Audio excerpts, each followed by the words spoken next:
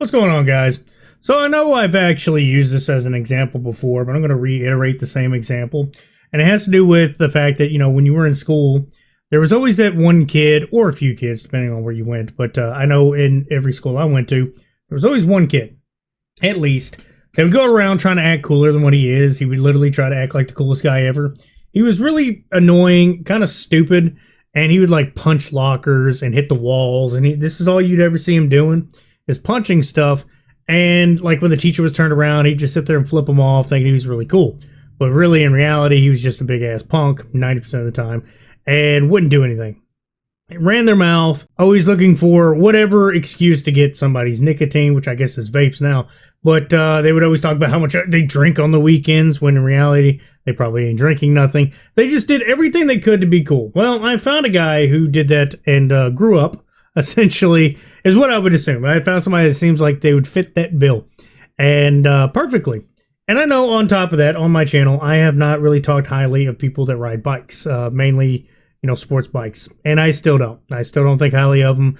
Most of every sports bike rider I've seen around in my area is all terrible. They have no regard towards other people's lives. They don't really care. They just think it's funny. They can do what they want. They think, they're above the law for the most part. But I have a perfect video for you today. A perfect one. Now, I believe this happened a while back. Just real quick. I remember seeing it a while back, and I never talked about it. And today feels like the perfect time to talk about it, because it brought a smile on my face, because this is one of those karma videos where somebody does something absolutely stupid, thinks they're the coolest dude in the world, and once karma hits them, he starts crying like a literal little bitch.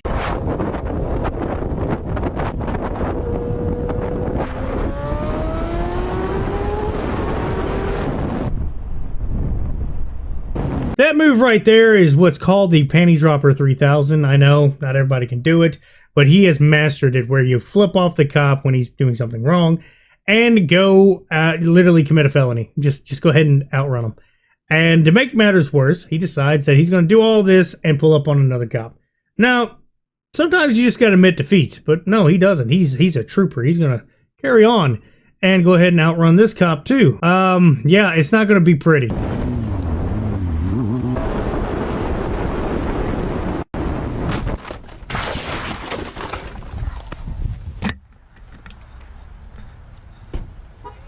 Yeah, I'm good.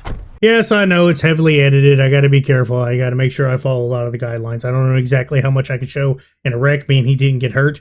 Same time, I don't know how much of a wreck I can even show, okay? But there's this karma right there. But it actually gets better. It gets a little sweeter. It's tastier. It's one of those things where it's like, oh man, yeah, he had a wreck? Great. But unfortunately, the wreck involves a victim, which would be the guy that's getting out of the car.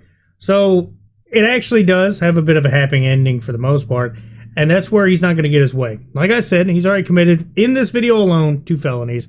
And then also riding in the wrong lane, the oncoming traffic, with a no passing area, which is double yellow lines, I think every state follows. And he was trying to pass all the traffic. So I don't know if that's a felony, but I do know eluding, running from the cops twice, that's going to be 2 felonies right there, as far as I know.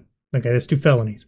So they're stacking on top of each other. And this is where he's going to get worried. This is where he's going to get scared. And this is where sweet, sweet karma just touches a little extra peck on the cheeks of getting his ass clapped. Are you sure? Yeah, I'm good.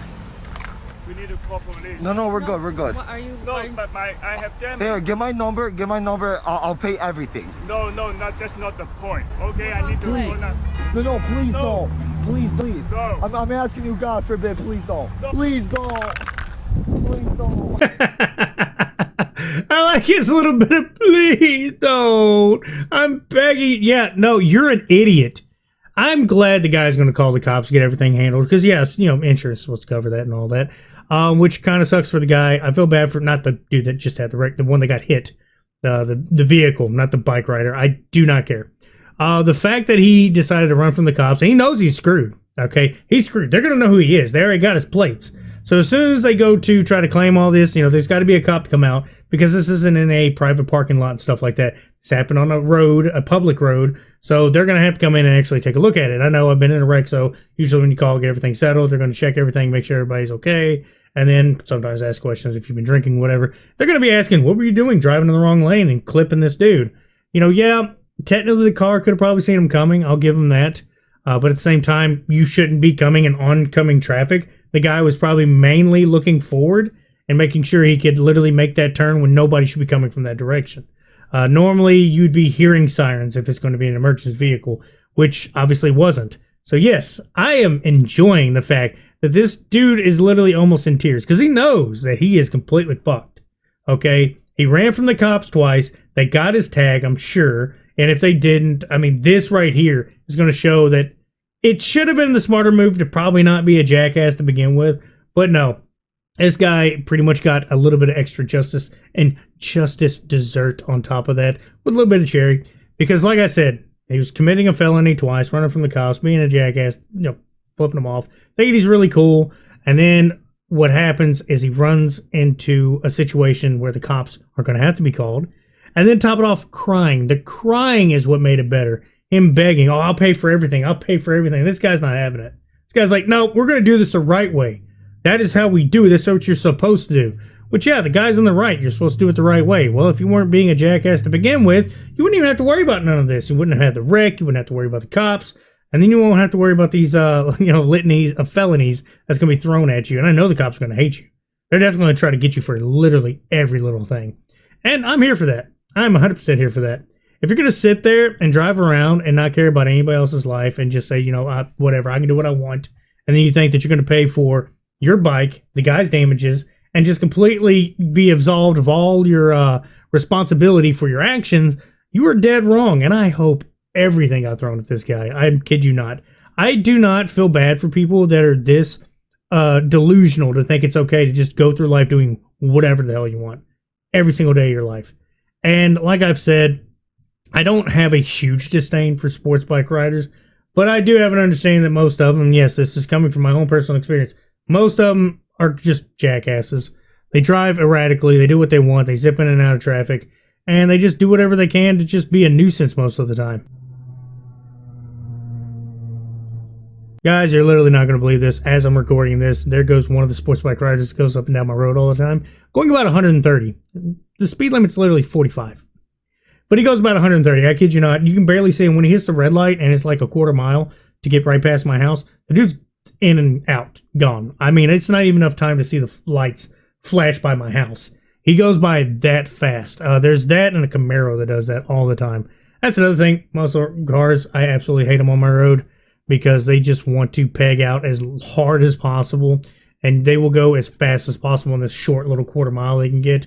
It's super annoying, but there's been a few of them actually have wrecks right in my yard. I've seen them literally smash into each other and roll around in my yard because they're injured. I don't care. This stuff is dumb. I hate people like this. I hate people that have a disregard for everybody and they just want to go ahead and be center of attention and drive as fast as possible, as stupid as possible. I know a lot of people are like, you were young once. I bet you did it. I didn't do it like this at all. The only road I ever really sped on was this one little very long strip that nobody lived on. You could see cars coming for miles, and you literally could peg that thing down to 110 and slow down and never hit anyone. You would never, if you got injured, it'd be on your own. You wouldn't hurt anyone. That's the only time. I've never driven through town trying to go 110 miles an hour. But yeah, guys, that's about all I can say. Y'all have a good one.